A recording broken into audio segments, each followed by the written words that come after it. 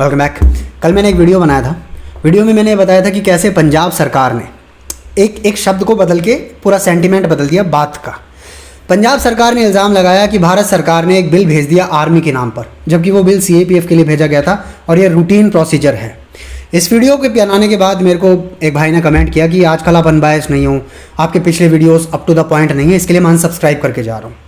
Not that I want you to stay और leave, अगर आप रहना चाहते रहिए, मैंने कभी भी नहीं कहा सब्सक्राइब करो अनसब्सक्राइब करो, लेकिन ये बेतुका और बचकाना लगता है ये कहकर जाना कि आप अनबायस्ड नहीं हो, टू द पॉइंट है।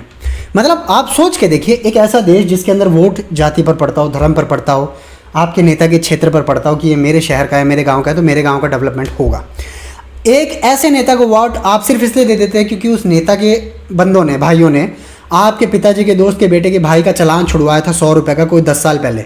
इससे आपका पूरा परिवार उस नेता को वोट देता है और उसके बाद आप रैंडम यूट्यूबर्स से एक्सपेक्ट करते हैं कि अनबायस्ड और टू द पॉइंट बात करेंगे अनबायस्ड और टू द पॉइंट बात करेंगे, लेकिन जो चीज़ अनबायस है वो आपको भी अनबायस लगे, इसका क्या मतलब, इसका क्या पैमाना है?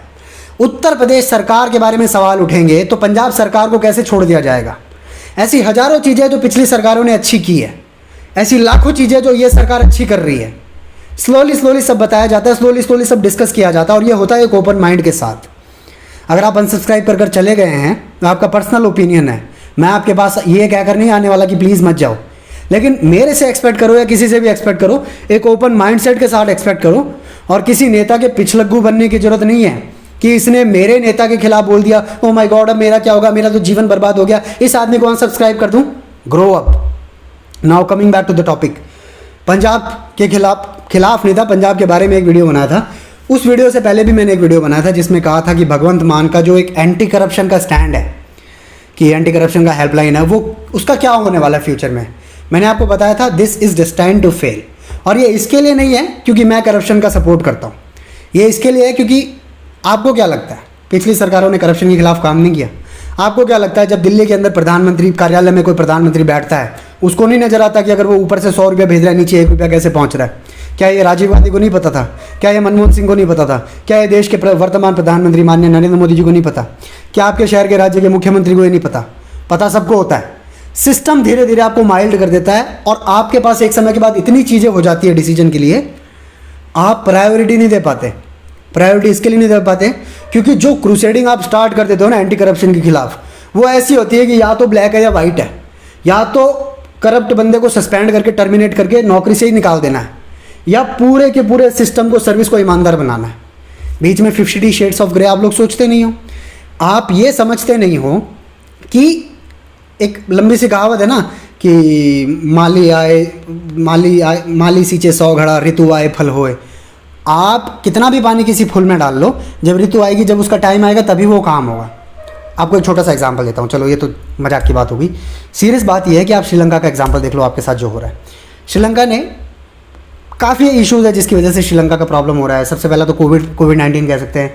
जिस देश का 1/10 टूरिज़्म से आता हो, उस देश में अगर कोविड से पूरा टूरिज़्म बंद हो जाएगा तो नेचुरली GDP डिक्लाइन करेगा। हुआ है। चाइना ने जिस देश के ऊपर हाथ रख दिया वो देश बर्बाद करके छोड़ता है। चाइना ने 2005 से 2019 तक श्रीलंका में करीब 12-13 बिलियन डॉलर का इन्वेस्टमेंट किया और वो हाई रेट पर लोन थे।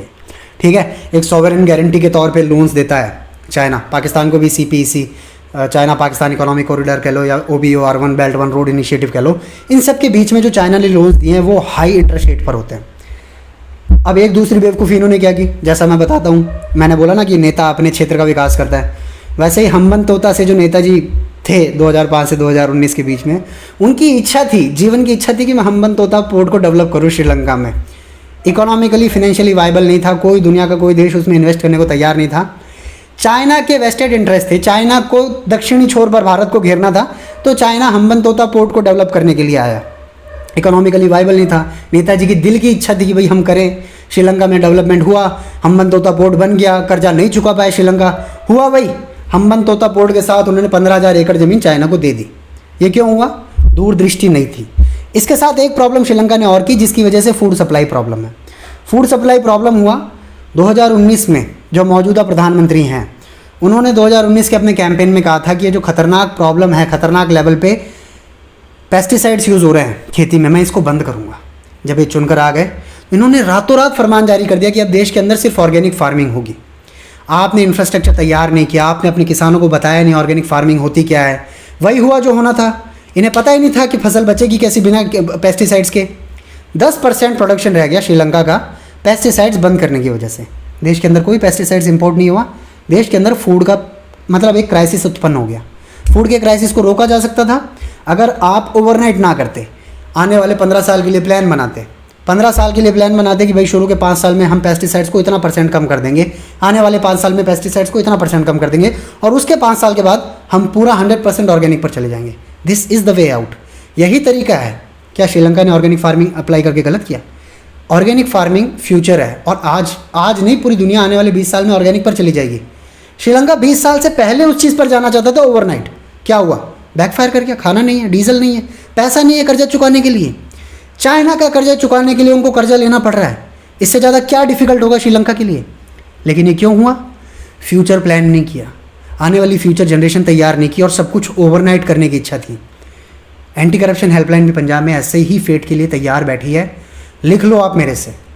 और बाकी अनसब्सक्रिप्शन की बात तो ऐसा भाई, देखो ये 4200 सब्सक्राइबर से मेरा घर नहीं चलता। और ऐसा नहीं है कि मैं मेरे 4200 सब्सक्राइबर्स का सम्मान नहीं करता। आई रिस्पेक्ट दैम, क्योंकि उनके साथ फ्रीक्वेंसी मैच है। अगर मैं चाहूँ कि ये 4200 40,200 बन जाए, 4,20,000 बन जाए, तो बहुत डिफिकल्ट नहीं है।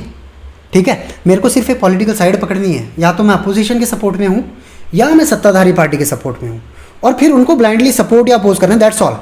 मेरे को मेरे जैसे मिल जाएंगे कोई ना कोई सपोर्ट करते हुए अपने नेता के प्रति एक म्यूचुअल नफरत रखने वाले या म्यूचुअल प्यार रखने वाले। But that is not the point boss. इस चैनल का पॉइंट ही डिफरेंट है। आप मुझे कमेंट बॉक्स में बताओ कि कौन से टॉपिक्स कवर होने चाहिए। थोड़ा पिछले कुछ टाइम में मैं बिजी था, I understand, but we will do better.